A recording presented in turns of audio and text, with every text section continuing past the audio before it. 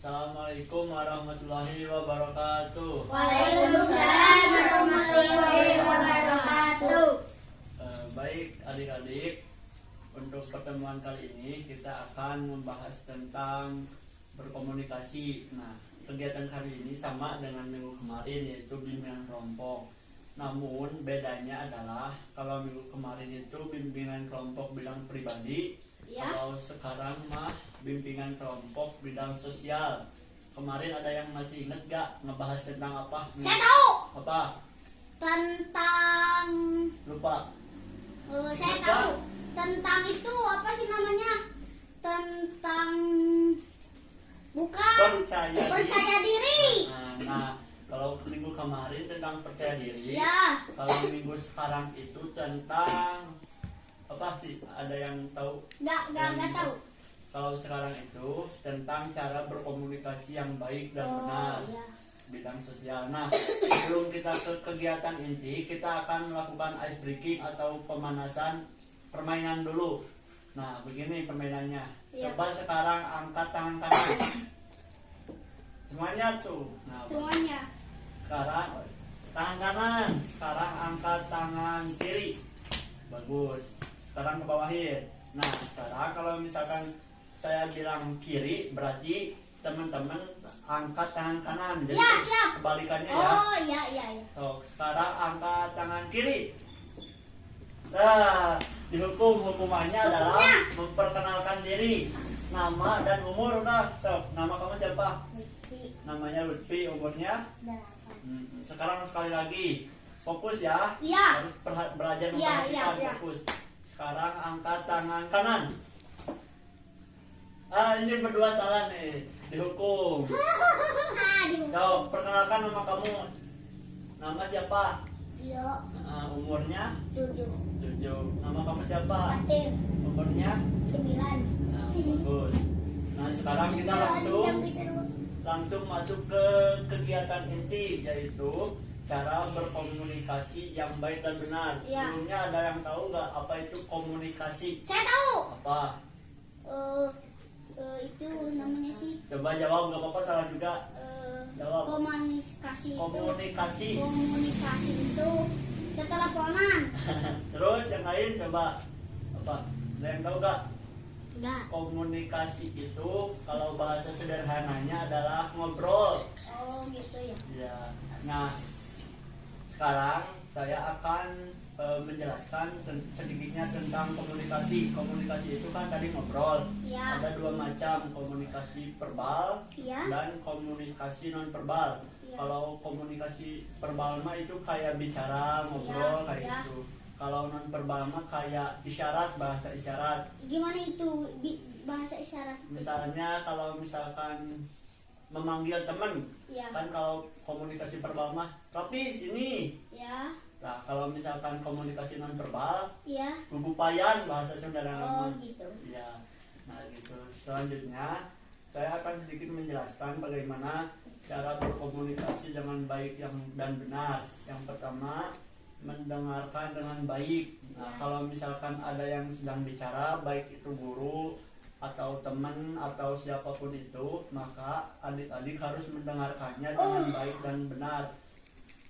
Selanjutnya, bersikap jujur dan terbuka. Kalau misalkan dalam berkomunikasi ditanya nih, misalkan Rapi, tadi sekolah gak?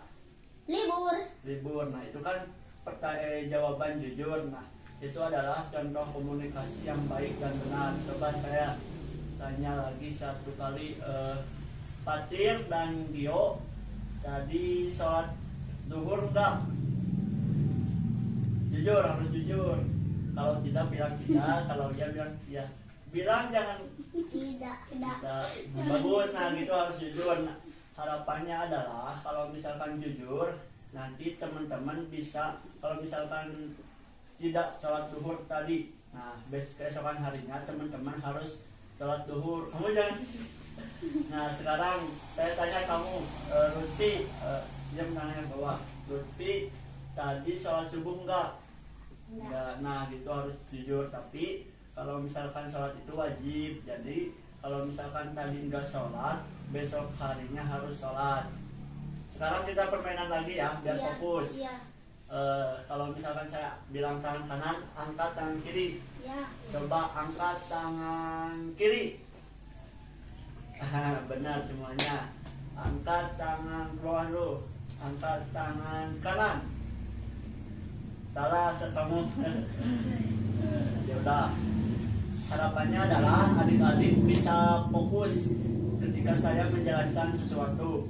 Nah, tadi itu ada berkomunikasi dengan baik dan benar. Iya. Yang kedua, mendengarkan dengan baik. Yang ketiga, bersikap jujur dan terbuka. Iya. Dan yang terakhir adalah diam, simak, dengarkan dengan seksama. Jadi kalau misalkan ada yang lagi ini bicara di depan, Iya. lagi ada yang menerangkan, misalkan guru di depan. Nah, adik-adik itu harus belajar diam, harus belajar memperhatikan guru yang sedang berbicara. Iya. Selanjutnya, mendengarkan dengan seksama, harus bisa mendengarkan dengan baik dan benar. Nah, seperti apa sih berkomunikasi dengan baik dan benar itu? Ada yang tahu nggak? Ada. Apa coba? Tapi Hmm, komunikasi itu kan ngobrol. iya ngobrol. Terus kalau misalkan komunikasi dengan baik dan benar, artinya kan ngobrol dengan baik dan benar. Iya. Nah, contohnya itu seperti apa? Contohnya itu Kalau ngobrol dengan baik dan benar. ngobrolnya itu sopan. Hah? Ngobrolnya itu sopan. Benar, sopan. Terus ada yang bisa lagi?